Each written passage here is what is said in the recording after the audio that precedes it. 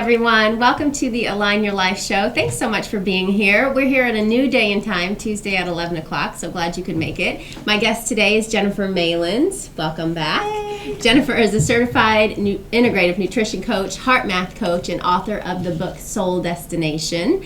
And I'm a health and prosperity coach, so I assist people with their nutrition goals and balancing their bodies out. Again, so glad you could be here. Align Your Life show is all about empowering people towards living a life of enrichment and providing you with tips and information that serve your greater good and well-being. Today we thought it would be fun, I'm sure you'll find this fun, to talk about debunking nutrition myths.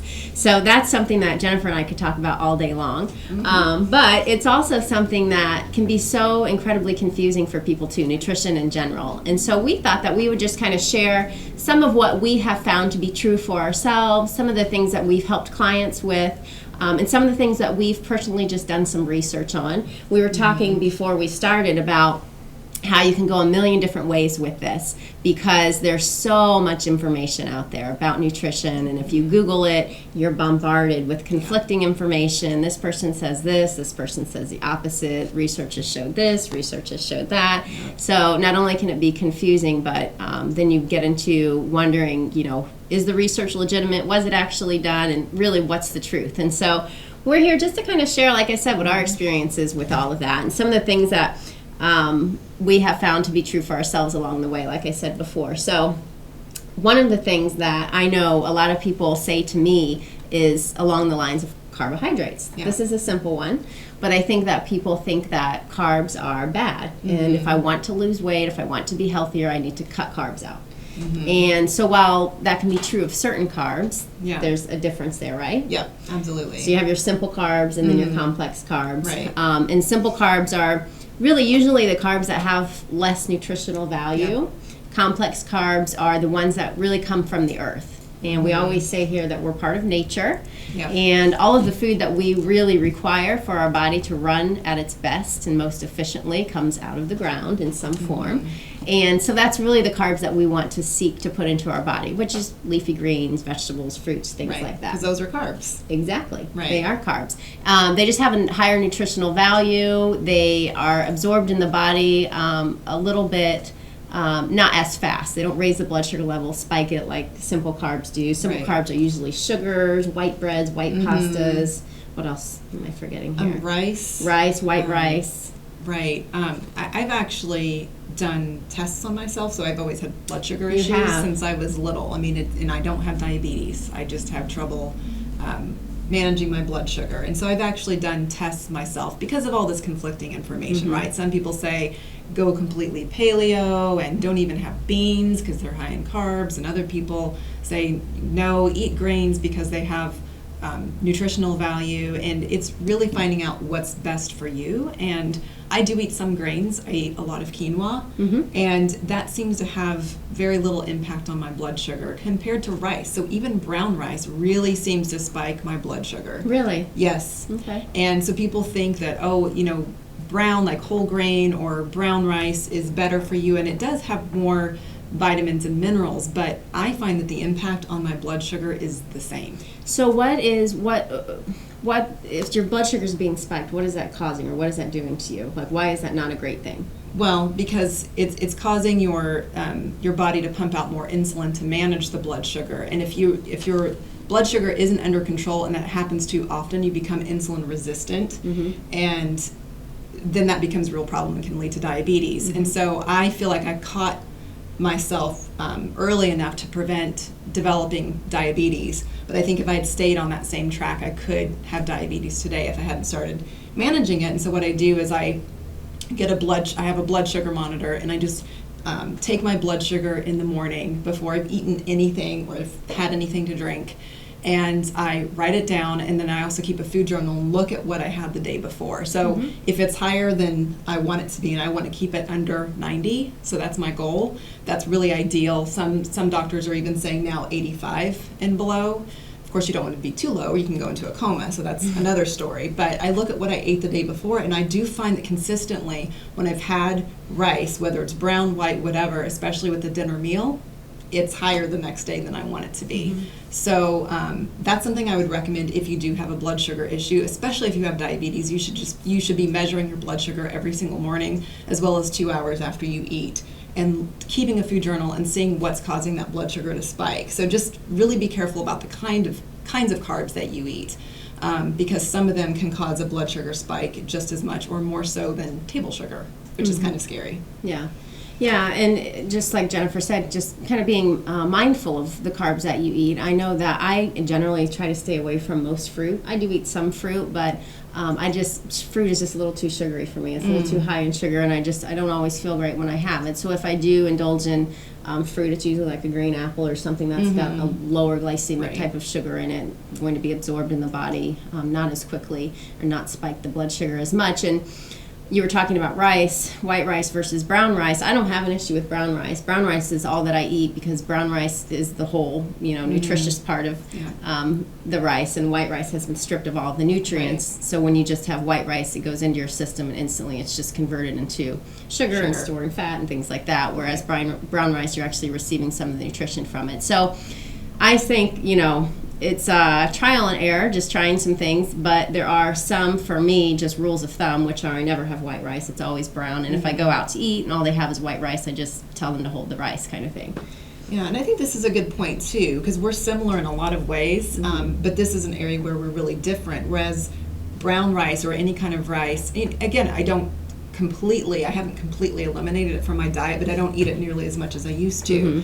Whereas for me, that can be poison. For her, it can be a benefit. So everyone is different, and I think that's another myth of nutrition. Absolutely. Is that one size fits all. Oh, well, people may hear me talk, I'm going to cut rice completely out of my diet. Well, it may not affect you the way it affects me. It obviously doesn't affect you the way it affects me, and there is nutritional value to brown rice. In fact, it's in a lot of Ayurvedic recipes. So just because something isn't good for one person or is good for another person doesn't mean you should eliminate it from your diet or start eating it in large quantities, because we're all different. So that idea of bio-individuality, which you and I were both trained in our nutrition school.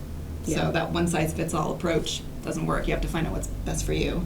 Yeah, and I think that's why it's so important, too, just to really, you don't have to spend so much time doing so much research, but find someone who's done that, or find someone who does have somewhat of an understanding of how confusing nutrition can be, because, again, one size doesn't fit all, and so it really is kind of trial and error, and really making good decisions every day in terms of what it is that you're picking up in the grocery store and putting in your mouth and things like that. We'll get into a little bit more of that. We actually have to take a quick break, but when we come back, we'll talk about some of the other common nutrition myths out there and give you our take on it. Be right back.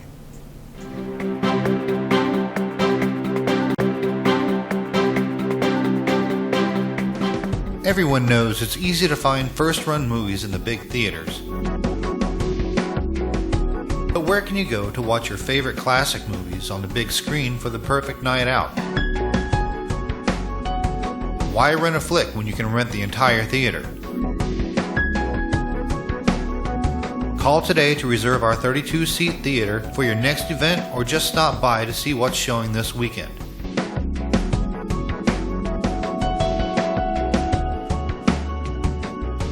The 14 by 7 foot screen and the high quality digital surround sound system offers all the amenities you would expect from the big theaters, with a laid back atmosphere and comfortable seating of your own home. Wofford Theater at 1744 South 10th Street in Noblesville gives you the classic movies you want with a big theater experience.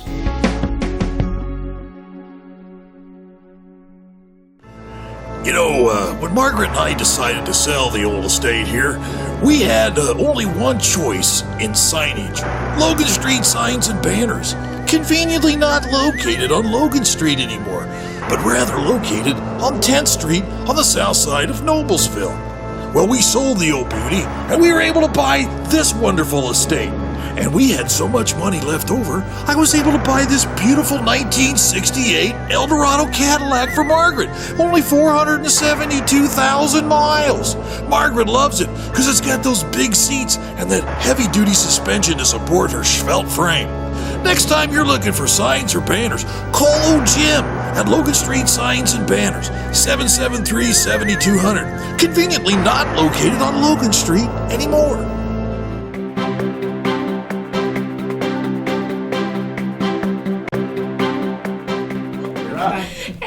everyone. Welcome back to the Align Your Life show. We were just giving somebody some heck for something they said. Today, Jennifer and I are talking about debunking common nutrition myths. We were just talking about carbohydrates and some of the confusion around that. One of the things that I often hear is the number on the scale is what's most important. So that's what's going to tell me whether I'm healthy or not, or that's what's going to tell me if what I'm doing is working. In my opinion, that's absolutely incorrect. And if you look at a picture of 5 pounds of fat versus 5 pounds of muscle, 5 pounds of fat can be about this big, 5 pounds of muscle is about that big. So think about replacing maybe a chunk of your gut that you have that is fat with muscle, and it's much different size. So obviously your gut's going to shrink, but you're still going to weigh the same. So, the number on the scale isn't always the most accurate depiction. If you have weight to lose and you're on a really healthy regimen of releasing that weight, you're going to see the number on the scale move a little bit. But what you don't want to do is lose muscle mass. You want to be building and supporting that too, because we lose that naturally as we age. So, I always, with people, just focus on inches more so than the scale. Just get rid of that. I got rid of my scale a long time ago. Absolutely. I had a client freak out once because she'd been working so hard. She had increased her exercise time. Her diet, she had really, really cleaned up. And then she weighed 5 pounds more, and she freaked out. She texted me, and I said, well, muscle is 3 times heavier than fat, right? So with all of your working out that you're doing, you're probably gaining muscle, and that's heavier. And so, and eventually what muscle does is muscle helps you burn fat. So you want to build that muscle, like Jenny said. Especially as you age, you really have to, do your strength training and make sure you're keeping good lean muscle mass. But it is heavier than fat. Like people are always surprised by what I weigh, because I weigh more than what I look like I weigh. But if you've ever seen my legs, I've got ice skater muscular legs, and they weigh a lot. Versus someone who may be bigger than me and weigh the same. So that's something to really take into consideration when you're looking at the scale. It doesn't tell you what your body mass is. Like, I have 16% body fat, which is really good for someone who's over 40. But I don't weigh, I weigh more than, no one, but I weigh more than you might expect me to weigh. So I don't put as much stock into weight as a lot of other people do. Well, and two, I think we get into the habit of comparing how we look, according to how someone else looks, and we all have different body types, body frames, we all gain weight in different areas. And wouldn't you agree that your body's going to fluctuate a couple of pounds all the time? Oh, yeah. So you're not going to wake up every single day, and some people will swear that, I'm the same way but I don't know about that. But, you're going to fluctuate. So if you wake up and you weigh 2 pounds heavier, or you go to bed and you weigh 2 pounds heavier than you did in the morning, don't freak out. I mean, we're intaking, our body is just constantly working. So it's flushing things out, it's taking things in, it's absorbing things, we're drinking water, we're eating food. I mean, there's so much that comes into play. Yeah, absolutely. What is maybe a common nutrition question or myth that you hear from people? I think a big one is probably that people come to me, and they probably do this with you as well, just wanting to know that one answer. What's that one supplement that I need to take? What's magic that bullet? One change I need to make in my life to lose the weight or improve mental fogginess, whatever it may be.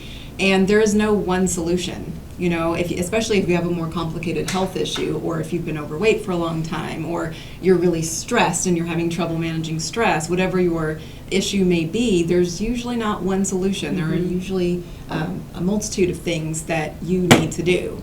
And so that magic pill, I'm sorry, it doesn't exist. If I find one, I'll let you know. Well, probably make a lot of money from it, but there really isn't a magic pill.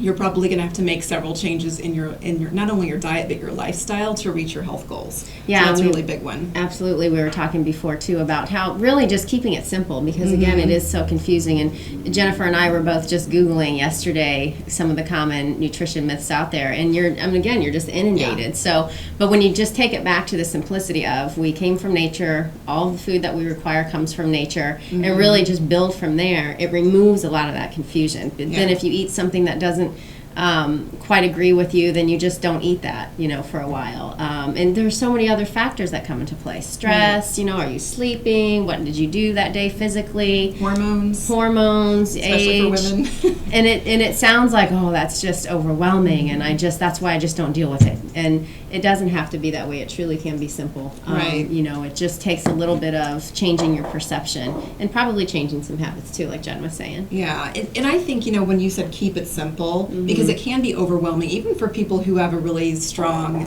education in nutrition, it can be overwhelming. I remember in nutrition school, just you were exposed to 100 different dietary theories in our school, and after a while you just become glazed over like, oh my God, I can't eat anything, and I don't know what's healthy and what's not anymore. I mean, and they do that on purpose to confuse you and to kind of bring you back to the middle. But what I take myself back to is, what did my great-grandparents eat?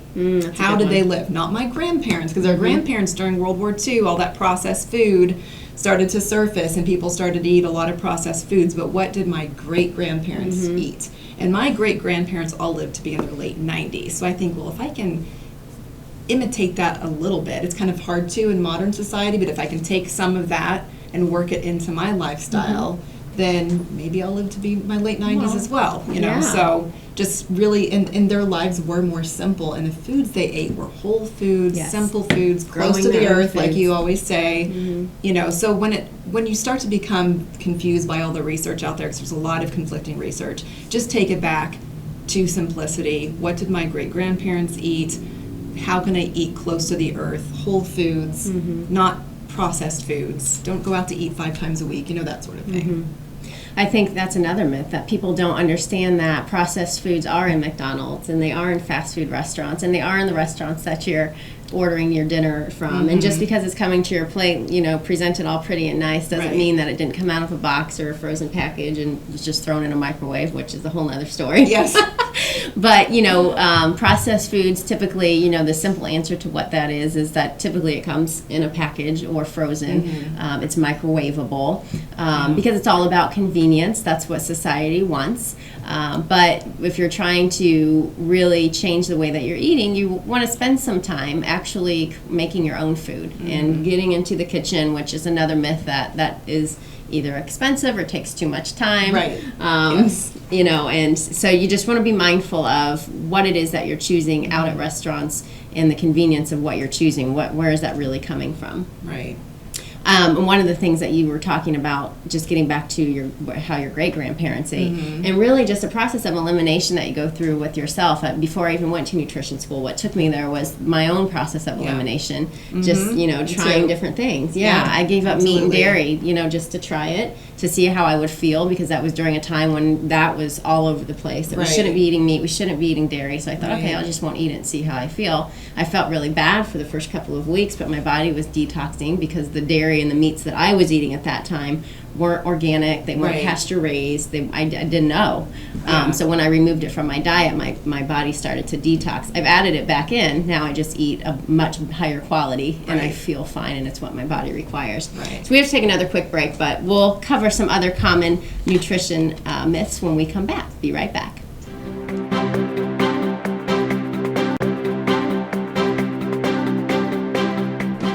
Everyone knows it's easy to find first-run movies in the big theaters. But where can you go to watch your favorite classic movies on the big screen for the perfect night out? Why rent a flick when you can rent the entire theater? Call today to reserve our 32-seat theater for your next event, or just stop by to see what's showing this weekend.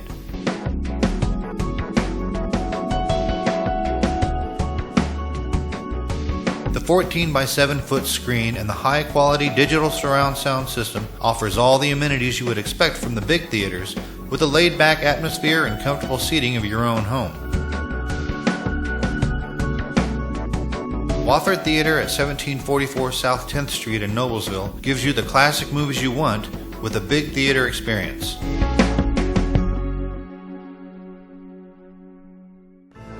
You know, when Margaret and I decided to sell the old estate here, we had only one choice in signage.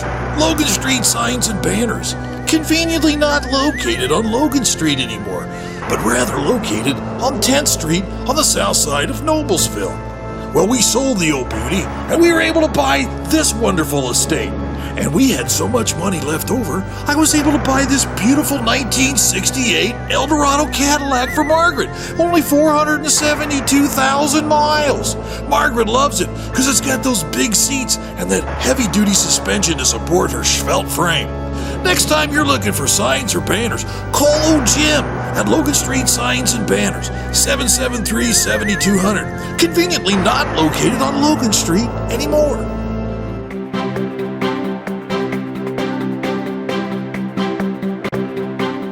Hey everyone, welcome back to the Align Your Life show here with Jennifer Malin, and we're talking about debunking some common nutrition myths. What was one that you were talking about at the break about the government? Yeah, a lot of people are going to be angry when I say this, but that's okay. So, a lot of people will say, well, if it's bad for me, then why is it FDA approved? Why is it allowed on the market?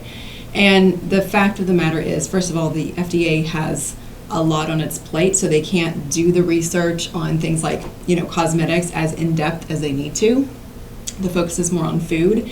And it doesn't always come from the place of healing and what's best for the people. It's a lot of times what's best for the politicians, what's best for big agriculture, like where do we have a surplus, how can we use this surplus of food. Oh, let's take the surplus of corn and turn it into corn syrup and put it in all the foods that we have, put it into our schools, and it really just wreaks havoc on your blood sugar. I just don't eat any high fructose corn syrup anymore, and it's in everything. So that's an example of how there are things on the market that aren't good for us that are approved by the FDA and that are allowed on the market. Another thing is pharmaceutical meds. Now, some health coaches are completely anti-big pharma. They just say no medicines at all whatsoever. Well, I am more middle of the road in terms of my approach. I have a good friend whose life was saved. She had breast cancer, and her life was saved by a drug created by Genentech. And so I do think that there is a place for pharmaceutical meds, but they are way overused in my opinion. And just because the doctor prescribes it and just because it's allowed on the market doesn't mean it's not going to have incredibly horrible side effects. So my doctor, when I lived near Berkeley, I loved her because she wasn't trained in holistic medicine, but she respected it, and she knew that I wanted a more holistic approach, and I didn't want to take pharmaceutical meds, and so she would always refer me out to other holistic practitioners who would help me research a more alternative method. So just don't put your trust in anyone else but yourself. Do the research yourself, and don't assume that just because it's allowed on the market that it's safe. Great point. And, I love what you were just saying about, just the FDA, and you can't really trust that what is out there is approved and is good for you. And it does have a lot to do with just the bottom line, and it's all about money. And we've made some great strides in our food industry in terms of how much food we can make and how quick we can make it and how fast we can make it and how big we can make it. And that's just because there are a lot of really unsafe and not natural things going into our food. And so like I was mentioning earlier about the meat and the dairy that I was eating before not being the best, highest quality because it's grown in soils that are covered in pesticides that are depleted of minerals, and minerals, put the nutrition in our food, and if we aren't receiving minerals, our body can't absorb the nutrition that we're putting into it. So everything's deplete. So you really have to kind of take that into consideration. Don't freak out about it because there are things that you can do, and but just become aware, become informed, and just do a little bit of research on your own. And again, like Jen was saying, listen to yourself because your body's going to tell you what it likes and what it doesn't, especially as you start to make some of those changes in the right direction. What's another one? Do you have any more? Well, that weight loss is all about calories in, calories that's a good out. one. So you just eat less, exercise more, and to lose weight. And if that were the case, then there wouldn't be any overweight people in this country. So if you are sitting there and you are overweight and you are the type of person who has been on every fad diet possible, you've taken weight loss pills, you've, starved yourself, you've tried different kinds of diets or eating styles, and you're not able to lose the weight, yes, I'm talking to you. It's not your fault. I think just rethinking the quality of nutrition on your plate, sometimes that is the issue. So not all calories are created equal, and also your lifestyle. So that has a big impact. And it could be something more complex, like hormonal imbalance, especially in women, but I've also seen this in men, and you may need to go see a holistic practitioner who specializes in hormones, depending on your symptoms. And so I often find myself referring out to other professionals as well to get some help, because it's more complicated than just eat less and exercise more. So stop feeling guilty if you are overweight, but do see someone with a holistic perspective who can help you with that. Yeah, I mean, 450 calories of vegetables is way different than 450 calories of fried chicken or 450 calories of Doritos. Absolutely. And the nutrition is not in the Doritos the way that it is in the vegetables. And as you are eating the vegetables, you're going to find that your body becomes satiated much quicker because it's receiving what it requires. So it's not spiking the blood sugar levels, it's not causing cravings, which a lot of that processed stuff does, not causing you to want more. Doritos and things like that are actually designed to make you continue to put your hand in the bag. So when you think, why can't I stop this? Like Jen said, it's not your fault. It's because there are things in there that are actually working with your brain's chemical responses to what it is that you're putting in your mouth. So in fact, there are chemists who are hired by the food companies who find that bliss threshold and figure out how much to add and what to add to make you addicted to it. So it's like, why, haven't you ever wondered, like, why are there artificial colors and flavors in food? Like, why not just use the natural flavors? Well, that's why. It's just what you were talking about. It's to make you addicted to the food, so you buy more and more and more. But then you're not satisfied. Yeah. So then you overeat. So yeah. Well, I got through about not even a third of my list. I know. So we could talk about this all day. We may have to pick this up again next time. Sure. But for now, we are running short on time. So thanks so much for being here. Thanks for having me. Let's let everybody know how they can get in touch with you. And I know you have some events coming up. I do. So the best way to get in touch with me is probably via email. So my email address is jennifer@bellybrain.org. And that's belly like your stomach, brain like your brain.org. And you can also find me on Facebook, so Jennifer Malins, M as in Mary, A-L-I, N as in Nancy, S as in Sam. I don't think there's another Jennifer Malins on Facebook, but there might be. That's another way you can find me. And also you can always contact me by phone. It's area code 408-250-1027. Just so you know, I do have an upcoming event at the Playful Soul, and that will be, it's a series of classes. It's 2 hours long per class, and it focuses on scientifically proven methods to reduce stress so that you can make better choices in terms of what you put on your plate, but also techniques from my book to help you stay balanced and inspired. And so what I'm wanting to do is form a sense of community. So you do have to take all 4 classes. You can't just pop in for one class. They're extremely well priced. It does include books and some other materials. And it will be, the first class is on December 7th from 6:30 to 8:30. So classes will be held on Mondays.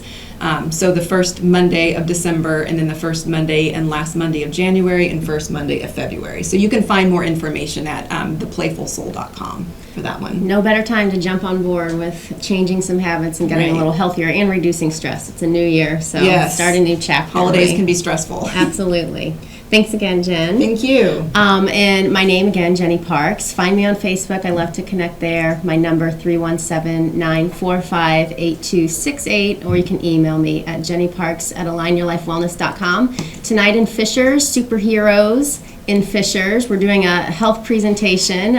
Casey will be talking about EFT tapping, which is emotional freedom technique, and I'll be presenting nutritional cleansing. So come join us. It's at 7 o'clock to 8 o'clock. We won't keep you too long. It's free information. Come get informed. Doing it again tomorrow night without the emotional tapping, but I'll be at Genesis Family Chiropractic here in Noblesville, doing another nutritional cleansing presentation at 7:15.